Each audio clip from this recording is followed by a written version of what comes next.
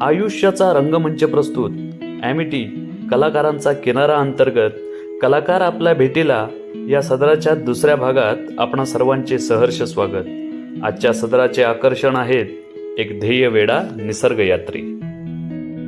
आपण जेवढी निसर्गाच्या जवळ जातो तितका अधिकाधिक निसर्ग आपल्याला उमजायला लागतो. कधीतरी आपलीच आपल्याला नव्याने ओळख होते.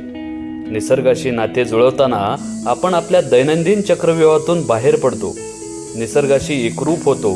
पण हे एकरूप होणे वाटते तितके सोपे नाही.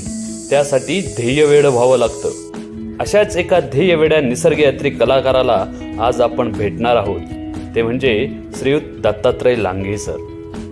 पेशाने शिक्षक असलेले लांघे सर आपल्या व्यवसायाची व कुटुंबाची जबाबदारी सांभाळून आपला हा अनोखा छंद जोपासत आहेत.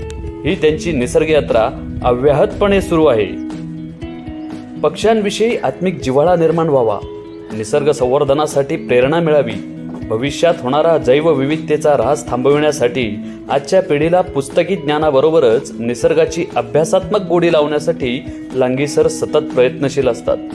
पर्यावरण संवर्धन कसे करावे, निसर्गाचा समतोल राखण्यासाठी कोणत्या गोष्टींचा योग्य अभ्यास करावा याची माहिती लांघे सर देतात.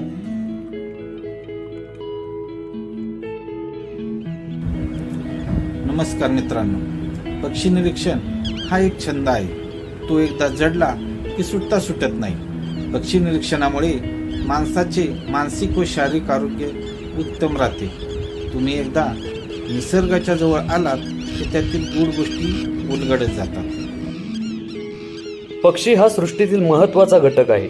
वातावरणातील बदलांची माहिती प्रथम पक्ष्यांना होते, परंतु घटत चाललेली पक्ष्यांची संख्या पाहता पक्ष्यांचे महत्त्व समाजाला कळावे यासाठी पक्षीप्रेमी, विविध संस्था, शासन हे तर प्रयत्न करतच असतात. पण त्याबरोबरच तुम्हा आम्हासारख्या जनसामान्यांनीही यासाठी पुढाकार घेणं गरजेचं आहे.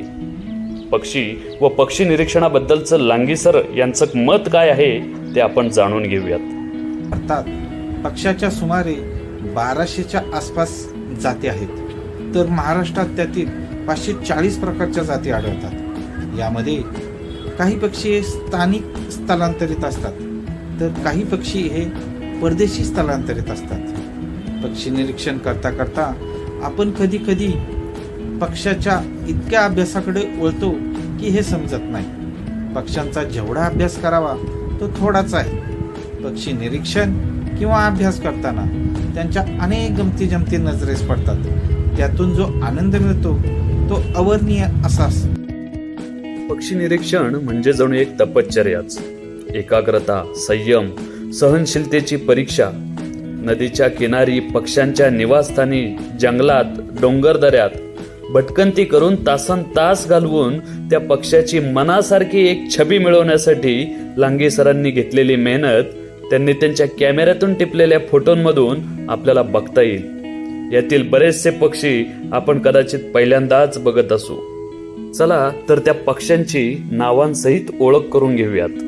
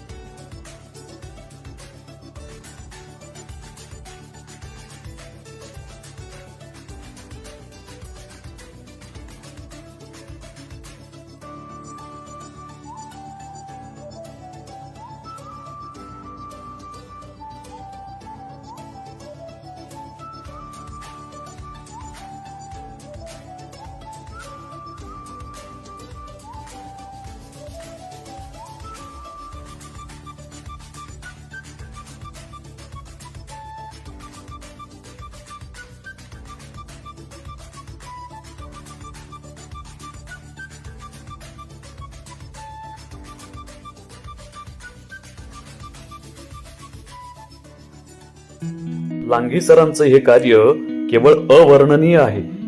तुमच्या आमच्यासारख्याला जर पक्षी निरीक्षण करायचं असल्यास लांघे सर आपल्याला नक्कीच मार्गदर्शन करतील.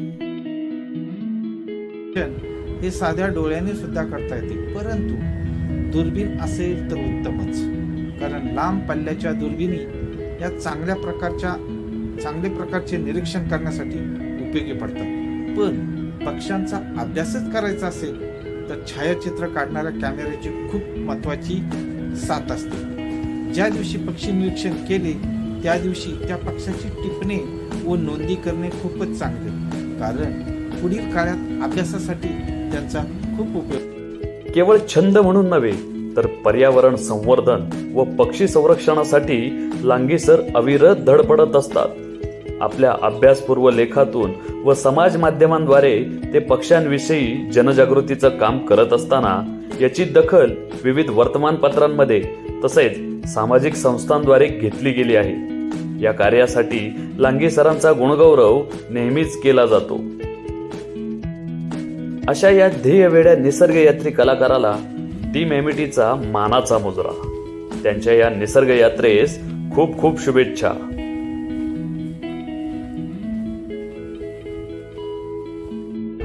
नमस्कार. आयुष्याचा रंगमंच या यूट्यूब चॅनलला सबस्क्राईब करा, लाईक करा, शेअर करा. हा व्हिडिओ कसा वाटला याचा अभिप्राय कमेंट बॉक्समध्ये जरूर करा. धन्यवाद. असेच कुणी कलाकार जर तुमच्या ओळखीचे असतील तर आमच्याशी नक्की संपर्क करा. संपर्कासाठी संपर्क क्रमांक व व्हॉट्सअप ग्रुपची लिंक आमच्या डिस्क्रिप्शन बॉक्समध्ये दिलेली आहे. चला तर मग भेटूया पुढच्या भागात. तोपर्यंत मनसोक्त जगा, आनंदी जगा. सुंदर दिवसाच्या खूप खूप शुभेच्छा. धन्यवाद.